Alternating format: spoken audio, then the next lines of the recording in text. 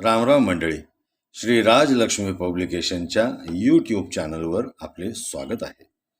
सहज सुलभ परिणामकारक सूक्ष्म अन्नद्रव्ये संतुलित पीक पोषणासाठी मार्गदर्शक डॉक्टर हरिहर कवसडीकर.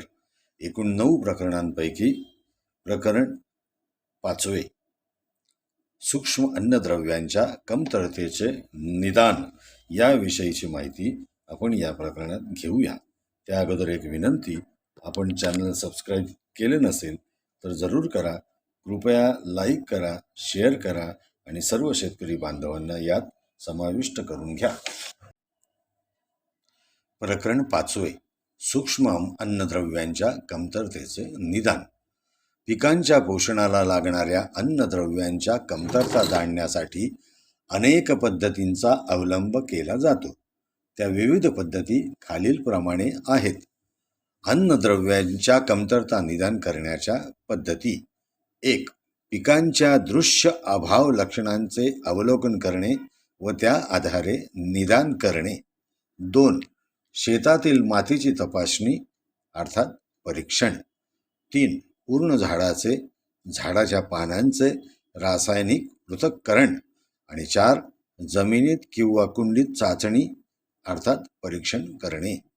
सर्वसाधारणपणे मातीची तपासणी केली जाते व त्यानुसार जमिनीत खते पुरविली जातात. त्यानंतर पिकाच्या अभाव लक्षणाद्वारे अन्नद्रव्याच्या अभावाचे निदान केले जाते.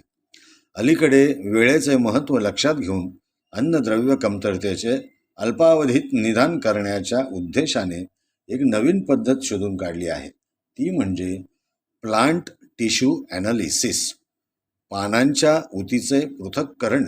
ऊती म्हणजे समान रचना व कार्य असलेल्या पेशींचा समूह. काही प्रगत देशात ही चाचणी अर्थात परीक्षण केले जाते. फळ बागायतदारांना ह्याचा फारच चांगला उपयोग होतो. प्लांट टिश्यू ॲनालिसिस म्हणजे काय? तर प्लांट टिश्यू ॲनालिसिस म्हणजे प्रत्यक्ष पान किंवा पानाचे देठ किंवा पानाचा भाग यांचे प्रयोगशाळेत अन्नद्रव्यांच्या प्रमाणाकरिता परीक्षण करणे होय. पाने व मातीद्वारे अन्नद्रव्य परीक्षणातील तुलनात्मक फरक. पाने परीक्षणाद्वारे झाडामध्ये शोषित अन्नद्रव्यांचे तर माती परीक्षणाद्वारे जमिनीत असलेल्या अन्नद्रव्यांचे उपलब्ध स्वरूपातील प्रमाण कळते. माती परीक्षणाद्वारे कळलेल्या अन्नद्रव्यांच्या पातळीवरून फळ उत्पादनांचा अंदाज चांगल्या प्रकारे वर्तवता येतो. सद्यस्थितीत फळझाडांमध्ये पानात अन्नद्रव्ये किती प्रमाणात असावीत ह्याविषयी अनेक मापदंड उपलब्ध आहेत. अनेक बागांचे सर्वेक्षण व अन्नद्रव्ये पृथक्करण केल्यानंतर पानातील किमान अन्नद्रव्यांचे प्रमाणविषयक मापदंड ठरवण्यात आलेले आहेत. तक्ता क्रमांक 5.1 हे महत्त्वाचे ठरेल. फळझाडांचे बऱ्याच कालावधीपर्यंत सातत्यपूर्ण उत्पादन घेण्यासाठी खतांचा संतुलित वापर करणे फार महत्त्वाचे आहे. तक्ता क्रमांक 5.1 फळझाडांच्या पानातील अन्नद्रव्यांची पुरेशी पातळी प्रमाण. अन्नद्रव्ये प्रतिशतमध्ये.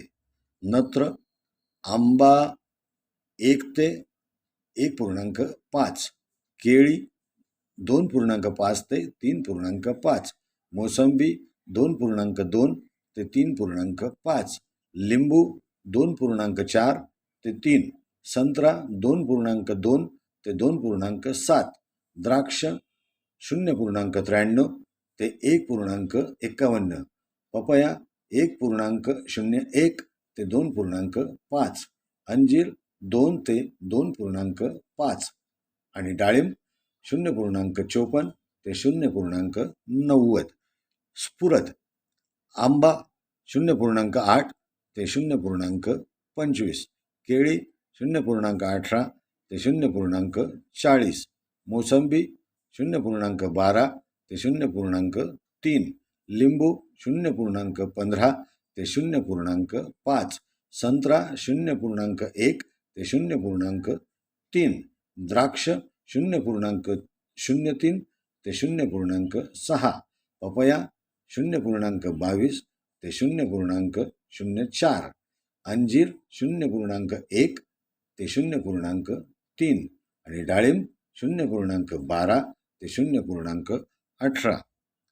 पालाश आंबा 0.4 ते 0.9, केळी 2.3 ते 4, मोसंबी 1.2 ते 3, संत्रा 1 ते 2, द्राक्ष 1.32 ते 3.37, पपया 3.3 ते 5.5, अंजीर जास्तीत जास्त 1 आणि डाळिंब 0.61 ते 1.59.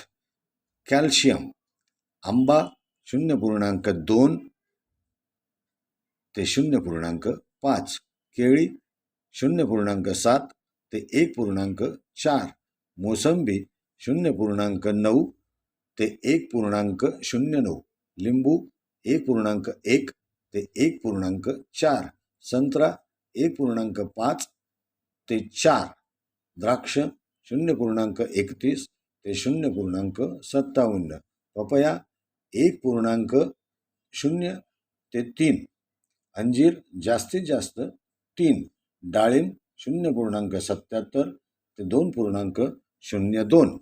मॅग्नेशियम आंबा 0.2 ते 0.5, केळी 0.25 ते 0.40, मोसंबी 0.2 ते 0.9, लिंबू 0.30 ते 0.5, संत्रा 0.2 ते 0.5, द्राक्ष 0.27 ते 0.58, पपया 0.4 ते 1.2, अंजीर जास्तीत जास्त 0.75 आणि डाळिंब 0.16 ते 0.42.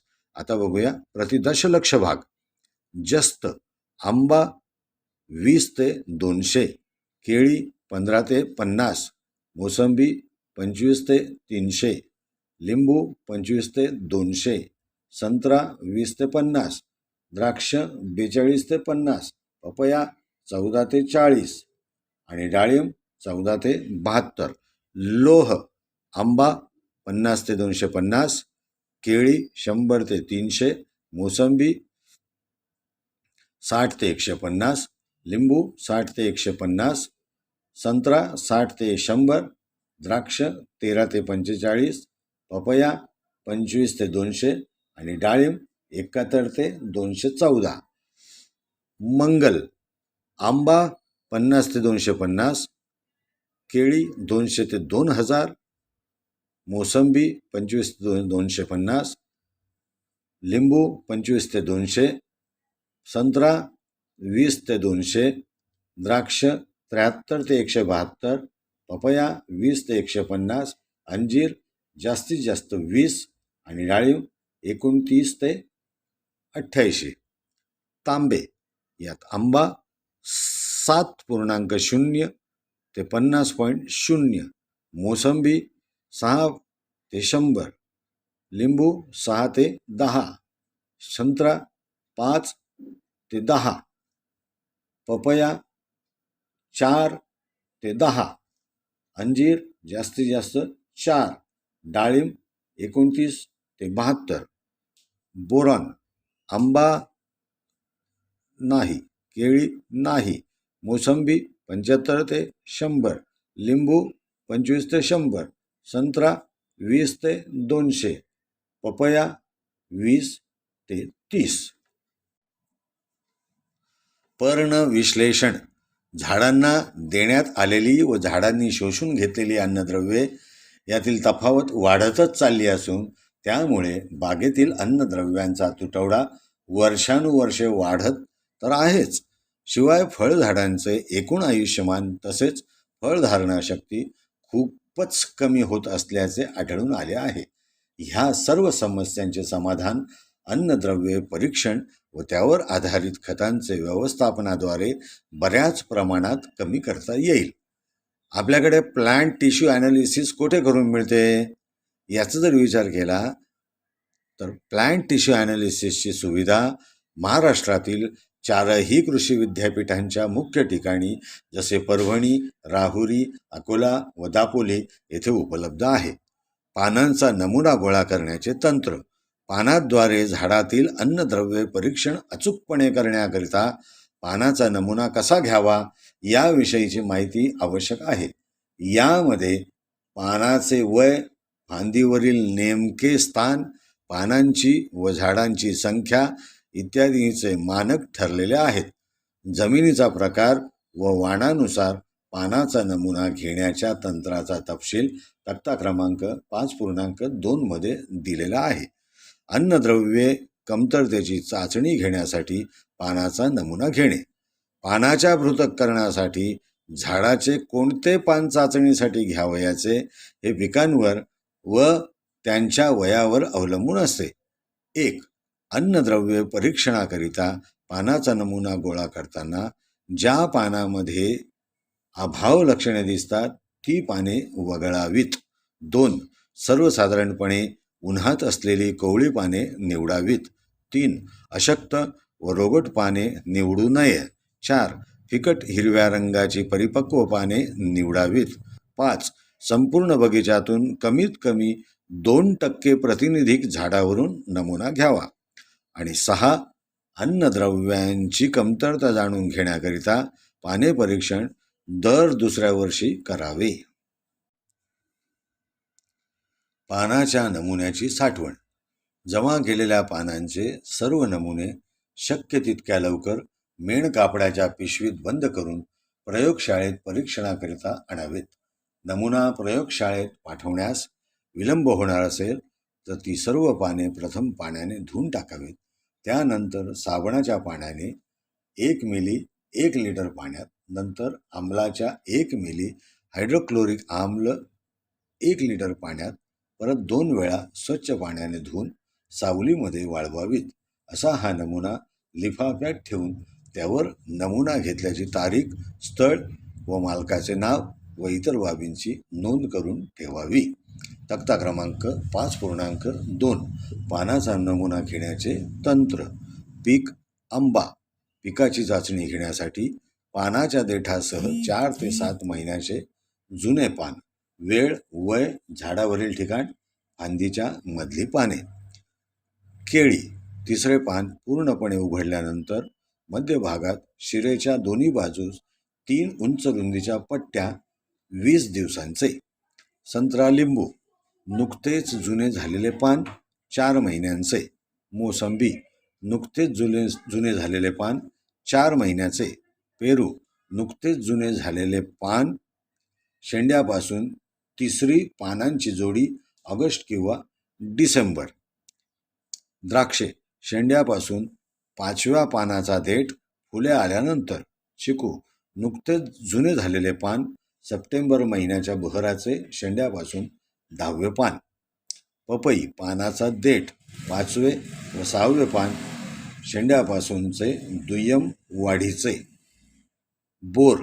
नुकतेच जुने झालेले पान, शेंड्यापासून 6वे पूर्ण उमललेले पान, 3 महिन्यानंतर छाटणीनंतर. डाळिंब.